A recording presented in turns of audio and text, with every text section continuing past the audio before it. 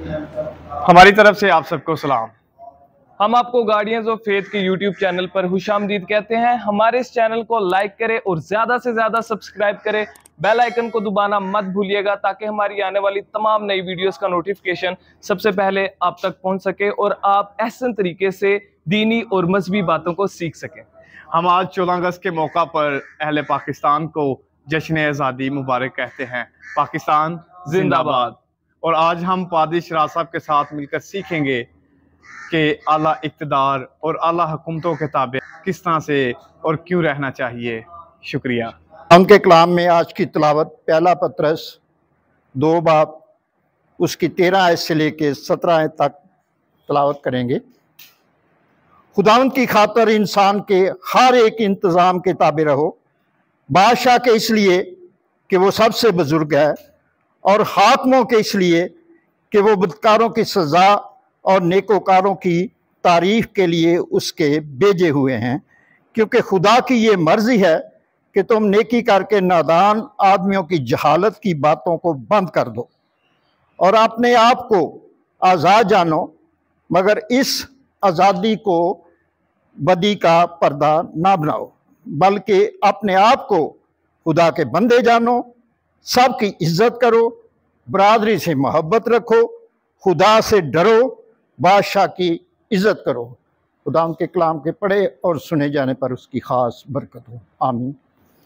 یسوع میں آپ سب کی سلامتی ہو۔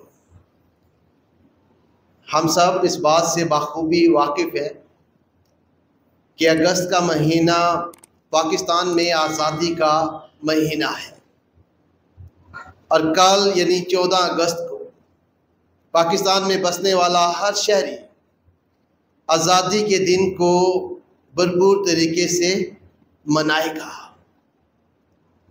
ہم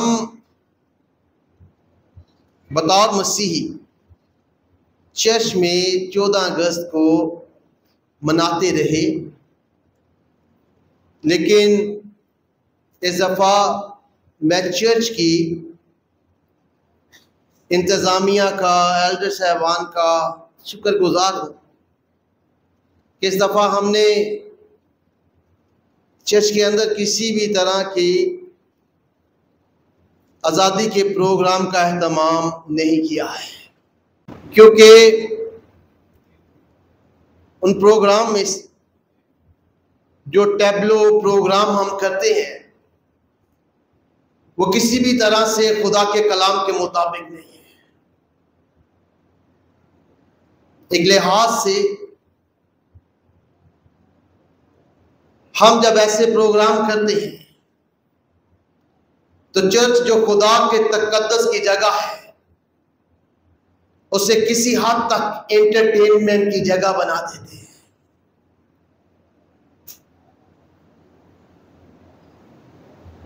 جتھے اسی پاسبان اس لیے کرن دینے ہاں کہ لوکی راضی رہیں، اور لوکی اس کی زیادہ تعداد چاہتے ہیں کہ اپنے بچیاں نو پروگرام کر دیا ویکھن، اور ہم پروگراموں کے لیے خدا کے مذبح پر جن چیزوں کا تعلق خدا کے کلام سے نہیں ہے ان کو ہونے دیتے ہیں۔ پادریوں کے لیے یہ ہمیشہ سے چیلنج رہا ہے، کیونکہ پادری کسی حد تک ڈرتے ہیں کہ اسی کلیسیا نو روکیا تو کلیسیا جو لوکاں ناراض ہو جانا ہے، اور ہم جانتے بوجھتے ہوئے بھی اس کا حصہ بنتے ہیں۔ تاہم یہ کلی طور پر کلیسیا اور پاسبانوں اور چرچ کے انتظام کرنے والوں کی ذمہ داری بنتی ہے کہ وہ ان چیزوں پر اتفاق کریں جو خدا کے کلام کے مطابق ہو، جو کسی روایت، کسی شخص یا جسے انگریزی زبان میں کہتے ہیں ٹرینڈ، وہ نہ ہو۔ ہمیں آزادی کا دن منانا چاہیے بطور پاکستان شہری اور بطور مسیحی پاکستانی. اپنے ملک کی بقا کے لیے دعا کرنی چاہیے، اس کی حفاظت نگہبانی کے لیے دعا کرنی چاہیے. اور مسیحی قوم 76 سال سے مسلسل اپنے ملک کے ساتھ وفادار ہے، اس کی بقا، سلامتی، بڑھوتری اور ترقی کے لیے دعا ہو رہی ہے.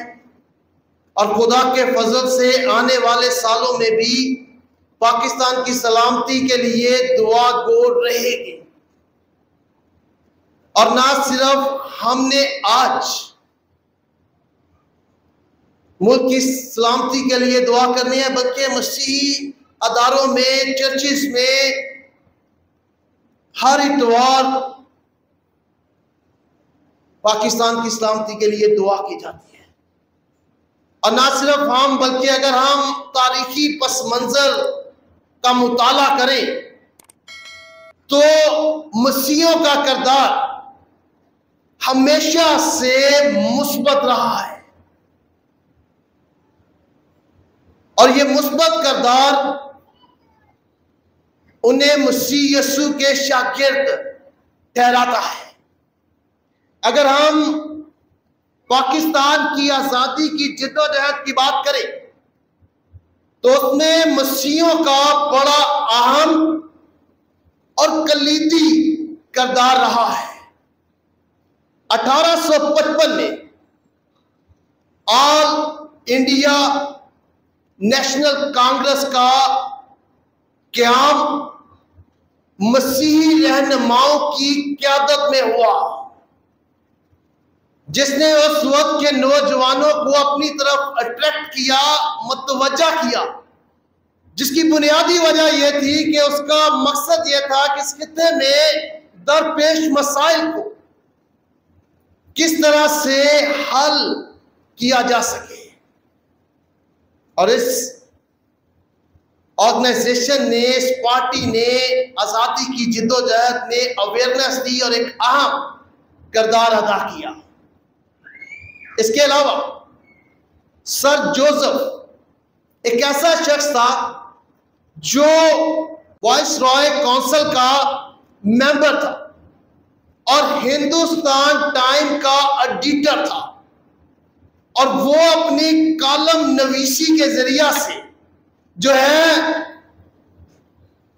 آزادی کی جدوجہد کو فروغ دیتا تھا، اس کی اویئرنیس دیتا تھا. ایک شخص ہے بی جی ہارمنی. یہ وہ شخص تھا جو ڈیلی ڈان کا ایڈیٹر تھا اور محمد علی جناح کا بڑا قریبی ساتھی تھا، اور اس نے اپنے کالم کے وسیلہ سے ہندوستان میں مسلمانوں کے حقوق کے لیے آواز اٹھائی، اور اس کے کام کی وجہ سے اسے ہندوستان سے 5 سال کے لیے جلا وطن کر دیا گیا تھا. اس کے علاوہ بہت سے ایسے لوگ ہیں جنہوں نے اہم کردار ادا کیا، جن میں کے ایل کندر لال جو ایم ایل اے تھا پنجاب اسمبلی کا، راج کماری امرتا کمار جو ایک کنورٹ کرسچن تھی، اس نے اہم کردار ادا کیا. پھر راجہ رکبیر سنگھ جو کہ آل کرسچن ایسوسی ایشن کے جو تھے وہ قائد تھے.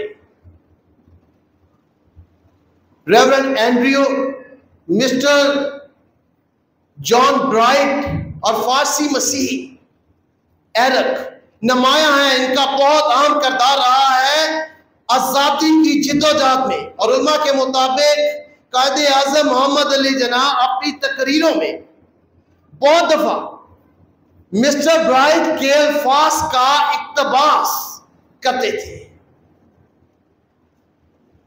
یہ آزادی کی جدوجہد میں حصہ ڈالا. جسوا فضل الدین ایک ایسا شخص تھا جس نے اس وقت دہلی انقلاب میں لکھا کہ پاکستان ایک ایسا ملک ہوگا جس میں ہندوستان کے دوسرے علاقوں کا کوئی تعلق نہ ہوگا، اور فضل الدین کی اس تحریر پر بہت سے مسلم قائدین نے کہا کہ یہ بچگانہ خیال ہے، لیکن چودھری رحمت علی جس نے پاکستان کا لفظ بنایا، اس نے اس کے اس الفاظ کو سراہا اور اسے خط لکھا کہ پاکستان ایسی ریاست ہوگی جس میں بسنے والا ہر شخص، چاہے اس کا تعلق کسی قوم، فرقے یا مذہب سے ہوگا، مساوی حقوق کا حامل ہوگا، یعنی برابر کے حقوق کا حامل ہوگا۔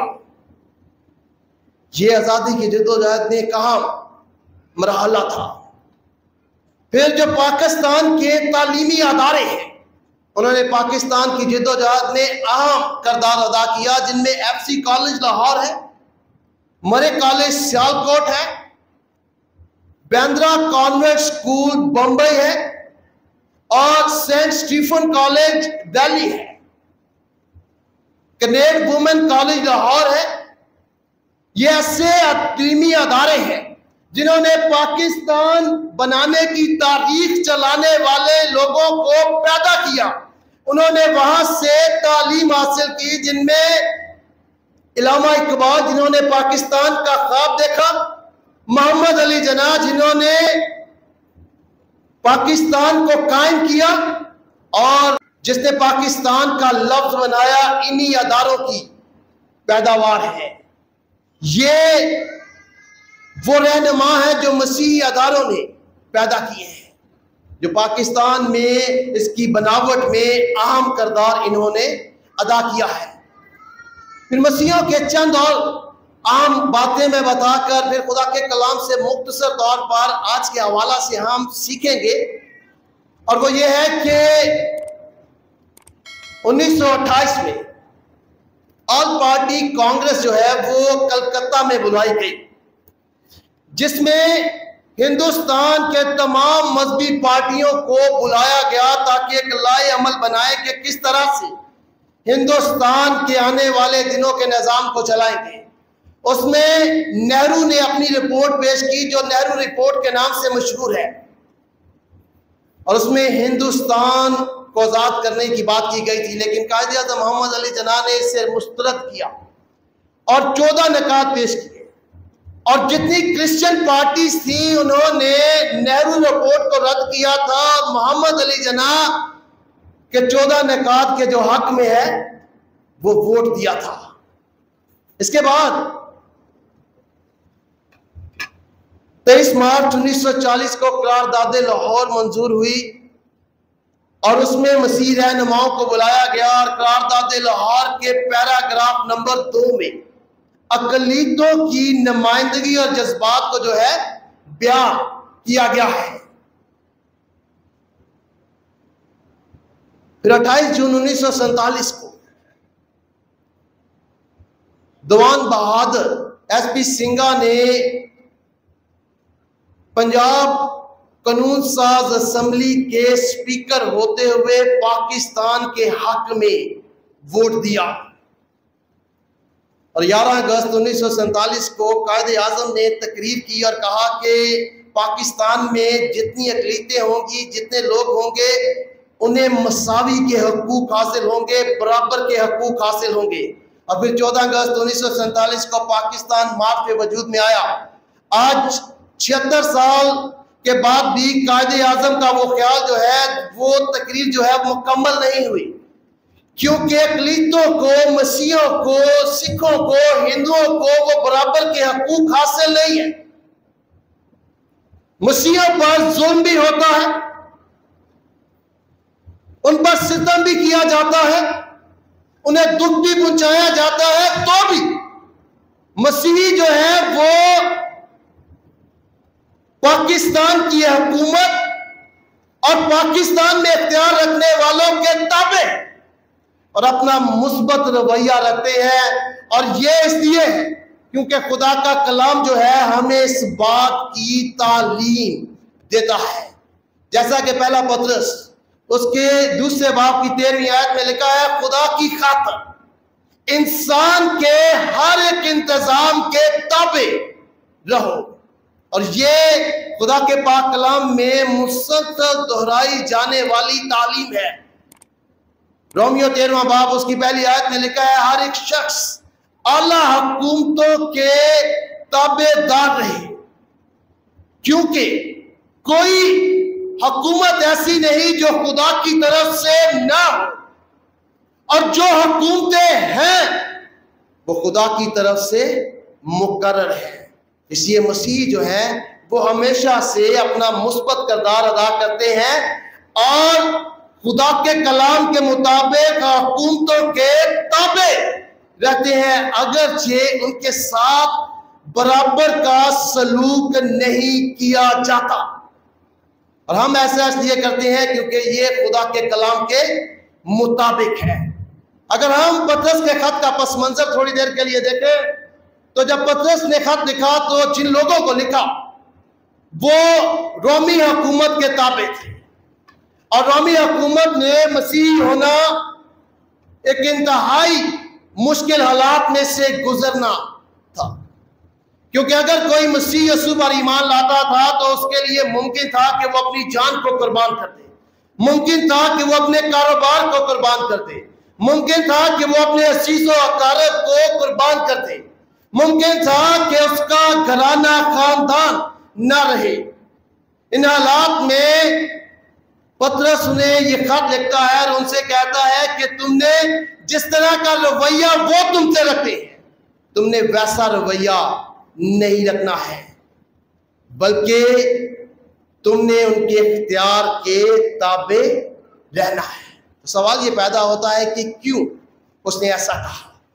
اس کا جواب وہ خود جو ہے پہلا پطرس کے دوسرے باب کی 15ویں آیت میں دیتا ہے اور کہتا ہے کیونکہ خدا کی یہ مرضی ہے کہ تم نیکی کر کے نادان آدمیوں کی جہالت کی باتوں کو بند کر دو۔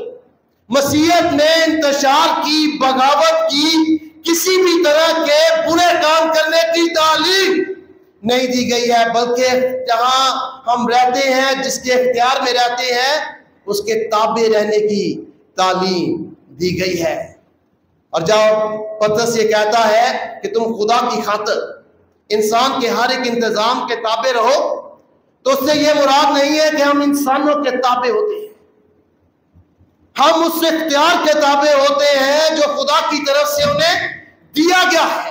ٹھیک اسی طرح جیسے پولیس میں یا فوج میں کسی شخص کو وہ لوگ سلام نہیں کرتے ہیں، رینک کو سلام کرتے ہیں، سلوٹ کرتے ہیں، اسی طرح ہم اس اختیار کے تابع ہوتے ہیں، کسی انسان کے تابع نہیں ہوتے ہیں۔ پطرس تلاوت کردہ حوالہ میں کہتے ہیں اپنے آپ کو آزاد جانو۔ اس سے کیا مراد ہے؟ مسیحیوں کے لیے سیاسی آزادی نہیں ہے۔ جب پطرس کہتا ہے کہ اپنے آپ کو آزاد جانو تو سیاسی آزادی اس سے مراد نہیں ہے، اس سے مراد ہے گناہ سے آزادی، دنیا کے طریقہ کار سے آزادی، روایات کے بوجھ سے آزادی۔ لیکن آج بھی میں، آپ اور ہم جیسے بہت سے لوگ روایات کے بوجھ میں بھی دبے ہوئے ہیں اور سیاسی طور پر بھی آزاد نہیں ہیں۔ روایات کے بوجھ میں کیسے دبے ہیں؟ آج بھی بہت سے ایسے کام ہیں جو خدا کے کلام میں نہیں لکھے ہیں لیکن اس معاشرے کی روایت میں ہیں اور ہم کرتے ہیں۔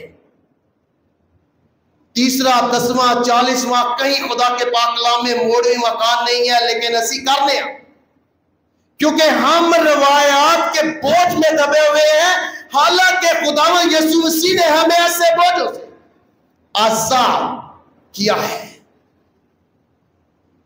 ہم خدا کے گھر میں اپنے بچوں کو ڈانس کرواتے ہیں اور کہتے ہیں پروگرام کر رہے ہیں کیونکہ یہ موجودہ دور کا ٹرینڈ ہے، کہیں خدا کے کلام میں نہیں ہے۔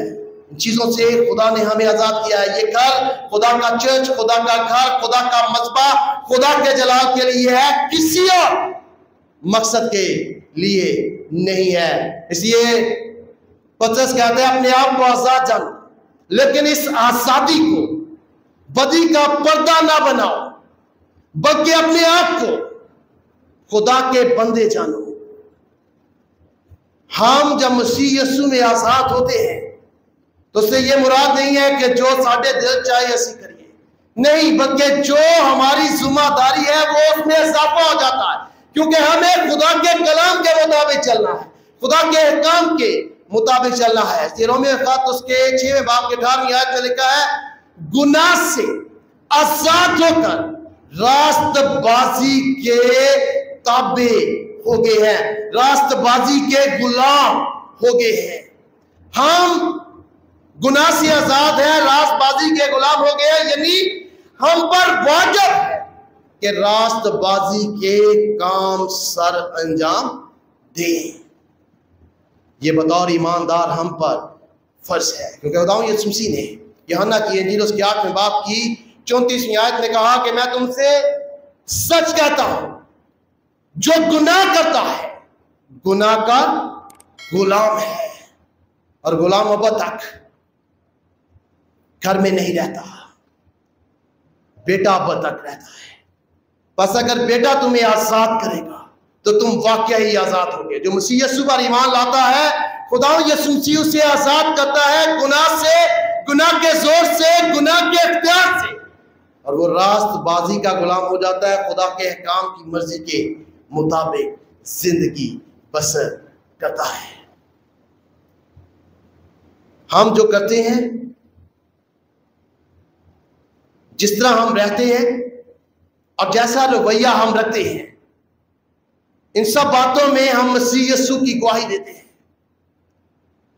क्योंकि हम उसके नाम से कहलाते हैं, हम उसकी पहचान से मुंसलिक हैं। इसलिए बताऊं, यीशु मसीह ने जो है वो मत्ती की इंजील उसके 5वें बाब की 14 से 16 आयत में कहा कि तुम दुनिया के नूर हो। जो शहर पहाड़ पर बसा है छुप नहीं सकता है, और चिराग जलाकर पैमाने के नीचे नहीं बल्कि चिराग दान पर रखते हैं तो उससे घर के सब लोगों तक रोशनी पहुंचती है। इसी तरह आदमियों, तुम्हारी रोशनी जो है वो आदमियों तक पहुंचे, ताकि वो तुम्हारे नेक काम देखकर तुम्हारे बाप की जो आसमान पर है तमजीद करें। जैसी हम जिंदगी बसर करते हैं, जिन चीजों को हम अपनी अमली जिंदगी में लाते हैं, हम गैर इक़वाम के सामने मसीह यीशु को विटनेस करते हैं, उसकी गवाही देते हैं। वो उसी तरह के मसीह यीशु को देखते हैं जिस तरह का हम अपने रवैये से, अपने चाल चलन से उन्हें दिखाते हैं, क्योंकि हम मसीह यीशु के नाम से कहलाते हैं, उसके पैरोकार होते हैं। हम मसीह यीशु की रोशनी है, हम मसीह यीशु को अपने रवैये के जरिया से गैर इक़वाम तक पहुंचाते हैं। पतरस आखिर में कहता है कि खुदा से डरो, बादशाह की इज्जत करो। डर का लफ्ज ताज़ीम के लिए है, बादशाह या हाकम की इज्जत होनी चाहिए, लेकिन खुदा की ताज़ीम होनी चाहिए। हम हुकूमतों की इज्जत करते हैं, लेकिन ताज़ीम खुदावंदों के खुदावंद की करते हैं, जिसने उन्हें ये हुकूमत और बादशाहत का इख्तियार बख्शा है।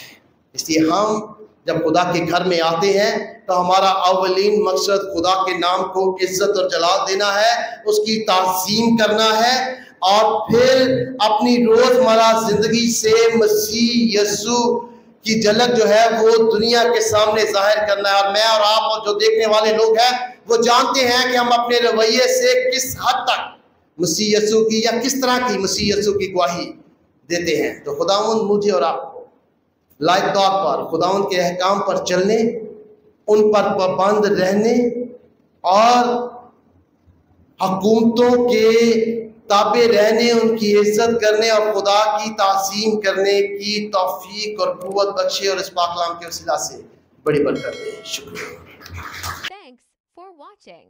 To watch more, subscribe, like and comment. Don't forget to Guardians of Faith PCP Gacker. Follow now.